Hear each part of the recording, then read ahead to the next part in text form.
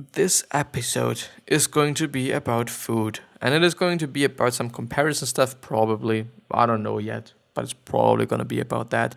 About yeah, I mean, like we're gonna compare foods in the end, because it is funny and it is cool and it is also interesting, and we can learn something from that. I at least guess. But yeah, yes. Let's see you after the intro. Actually, after the intro, we're gonna go straight into like, yeah. Thanks. We're gonna go straight into this view, and I unfortunately had a slight look at this website, but I assume that this website is looking quite great, and I'm actually gonna cover this page. I think it is. Oh man, no, it's not great. Food security in the 2030 Agenda for Sustainable Development. I mean, I've expected something different just because I've already been on such a food comparison site. Like a few days ago, average grocery bill and cost of food statistics. Is it like, I mean, what statistics cost? The average Australian household's weekly grocery spends $245 fucking dollars.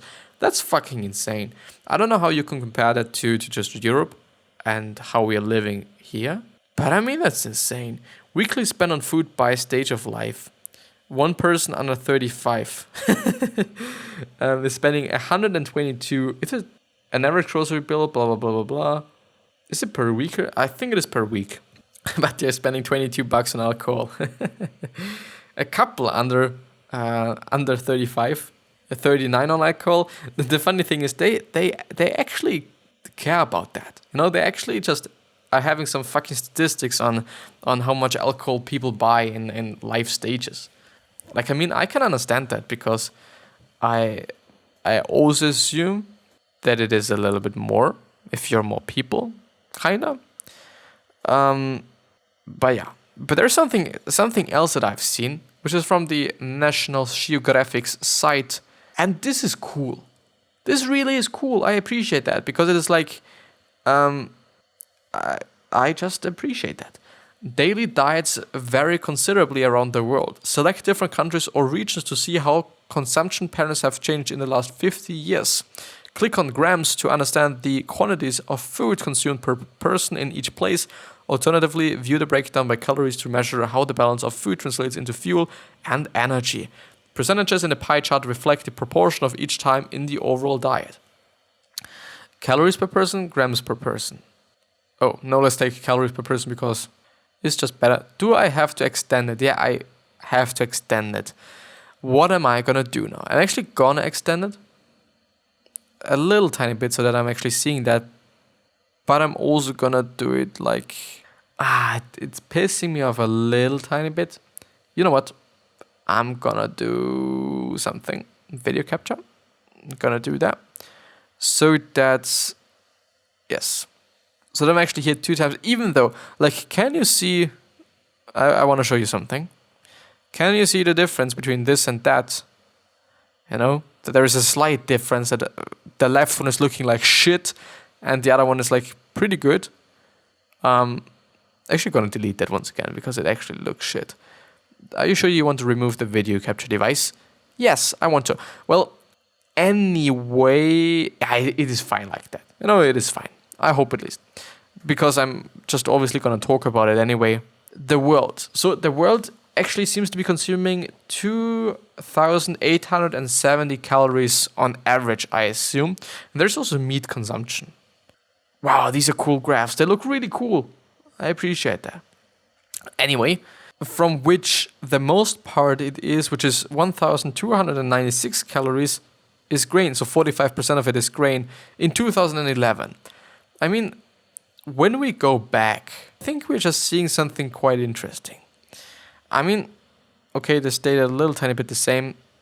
I mean, if we're just having a look at this information and or this animation as well, then what we're seeing there is that we are in a better stage of life than we've ever been before. The amount of calories that people are consuming daily are at 2,870.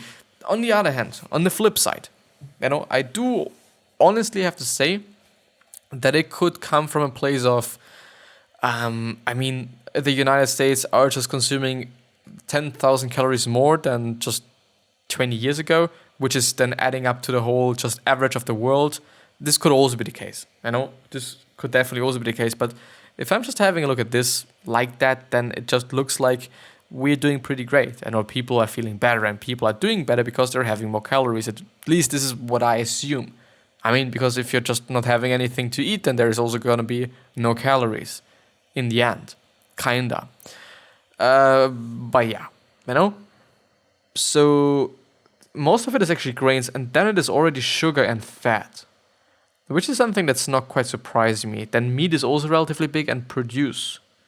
What's produce? Starchy roots, veggies, and fruits. It's actually really cool. Rice. Oh, that's quite interesting. Like 19% of all the grain, which is 45% of the whole one, is rice.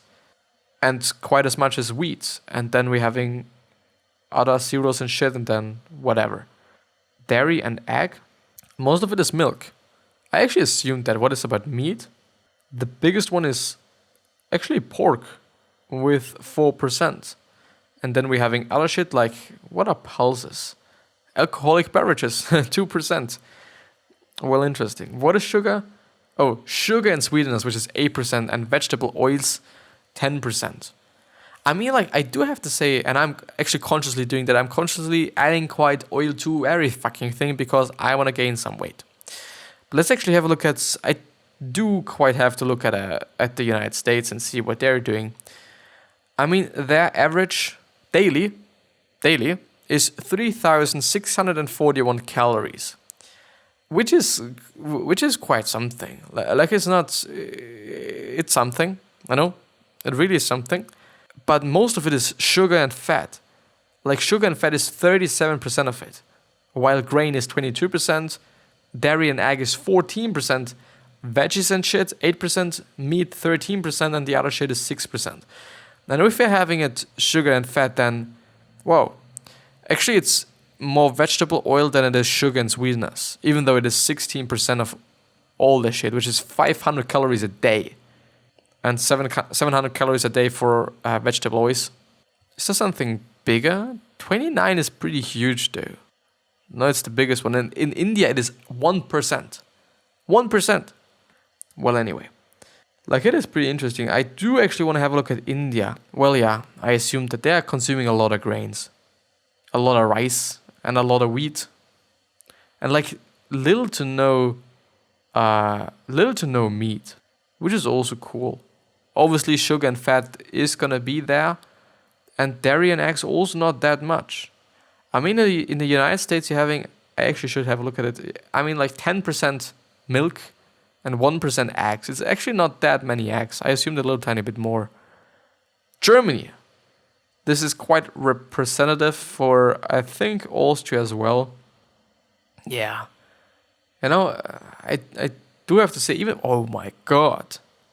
Could it actually be the case that southern countries are more into sweet stuff than the northern countries? Because I mean, like, Australia is having a lot of sweeteners, and also Spain is having quite a lot of sweeteners and fat. But I mean, it's quite of a pity that they're just having sweeteners and fat in one thing. So I don't know how it just, yeah, nevertheless.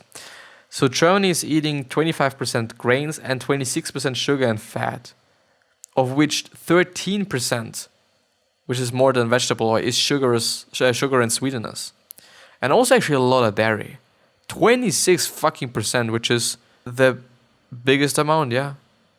A lot of milk, 9%, and animal fat with 8%. Meat is actually not that big, it's 12%. Yeah, it is actually kind of normal. It's kind of normal. And other stuff, grains. Yeah, a lot of wheat. Yes, people in Europe, and I think also, I would say, what was it like in the United States? Yeah, wheat. A lot of wheat. You know, I think, I mean, if we're having a look at, yes, Hong Kong, it is 14% rice. It is as much rice as it is wheat. So it's balanced out there. In Kuwait, it's actually also a lot of grain. 44% is grain. In Saudi Arabia, it is even, in Vietnam, it is 57% grains. Is grain cheaper? And also in China, it is 47%. I mean, 57% is quite something. In Vietnam, it is mostly meat and grain. And actually a lot of pork meat. Not that much poultry and shit. Well, yeah, actually, let's see. This is actually not what I wanted to do today. Or at least in this episode. I actually wanted to just compare some stats. But I think I'm also going to do that afterwards because it's quite of an interesting thing. So the world average, if we're having a look at it, calories per day, total tons. Well, yeah, now let's take that. Calories per day. Oh, I see. Pork has actually always been like the biggest thing. Even though beef is also a really, really huge one. Whoa. Pork, 120 calories on average. And I mean, the consumption actually, it rose a little tiny bit from, let's say, quite 100 to 250, 270. Well, actually, it's 100 and there is 50. It's 140 to 270 or something, I would say. 80 maybe. But I mean, if we had... Now, what the fucking hell? So they say it's been 106% of increasement or increase. In India, it is actually really low. It's still increased by 38%, but it is nothing. And I mean, total calories per day, total tons. 5,000 tons of meat in Hong Kong. Even a little bit more. 501 or something, or 51, something like that. Like, it is insane. Also in Russia, even though Russia spiked heavily in here, 1989. Has there been something in 1989? Okay, I'm not the best in these things. Germany is actually... Oh, yeah, okay. Well, it is fine. It's not that of a huge thing. China also increased, but I guess this just comes from more people, I guess. But yeah, let's actually compare food stats.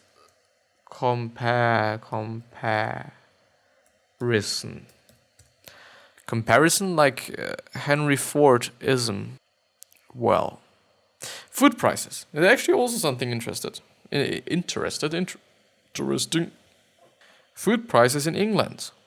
They actually dropped from 400 pounds per what?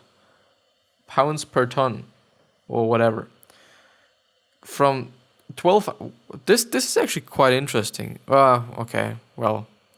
It is from 1265 or 1265... 64, I'm sorry, till 1996. And in 1996 we are at 119 pounds from 400 pounds. Quite... Even though the biggest price was 798 pounds. For whatever. I don't actually know, but it's just... What I'm seeing... What the fuck? Hourly wage in manufacturing. Oh. There's a lot of data. Like, in general, I have to say that having a look at data is something that's quite interesting. Even though I do want to compare some food...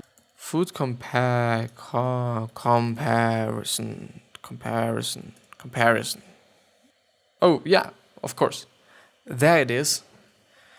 Compare foods. Let's actually see what they're just saying. Egg white versus egg yolk. This is a pretty huge one. 100 grams of egg yolk is having 3 times more calories than the egg white. Oh, I'm gonna make it smaller. I also wonder, like, why the fuck is it so big? That's what she said. Little tiny bit. No, it's too big. Yeah, it's too big. So then the total fat is 41% of the egg yolk is fat. Like, I knew that it is fatty. And the protein is... The funny thing is... I mean, 100 grams of egg yolk is having 26.5 grams of fat in total and 15.9 grams, so quite 16 grams of protein, compared to the egg white, which is having 10.9 grams of protein. per 100 grams. So it is actually lower in protein as well, which is interesting. Then sodium is way more in the egg white, as well as potassium, and well, calcium is just more in the egg yolk. Then phosphorus is also more in the egg yolk. I mean, if you, what the fuck? Vitamin D. If you just, this is insane. If you're just eating 100 grams of egg yolk, you're gonna have 4,360% of your daily average of vitamin D. 4,000. I mean, the problem there is weight of one egg. Approximately 40 grams. Of this, about 1/3 is the yolk and 2/3 is the egg white. So, which means that if it is 40 times, or is it 40 divided by 0. What is it? 0.3333333, since I do not want to just type in the fucking bullshit there. It is, oh, for fuck's sake, like, it is something. It's not that much. And all those other vitamins and stuff. Almond, walnuts, and peanuts. I do wonder, beans and lentils. Like, there's a lot of things today. Like, obviously, I could be just typing something on my own. I could. Yes, I expected that. Like, walnuts are having, first of all, the most fat of them all, and therefore also the most calories. I do wonder, is there like macadamia? Like, how do you write macadamia? Macaroni and cheese dry mix prepared with 2% milk and 80% stick margarine from the rye mix. 190 calories. This is actually not that much. Is there also schnitzel? Schnitzel.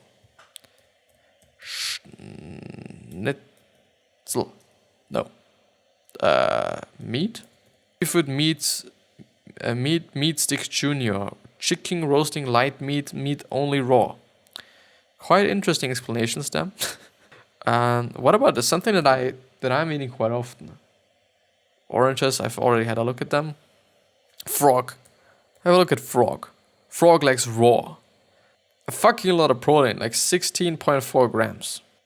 A lot of sodium, potassium, phosphorus, vitamin A, vitamin D, and folate. Cabbage, lettuce, and iceberg. Quite interesting.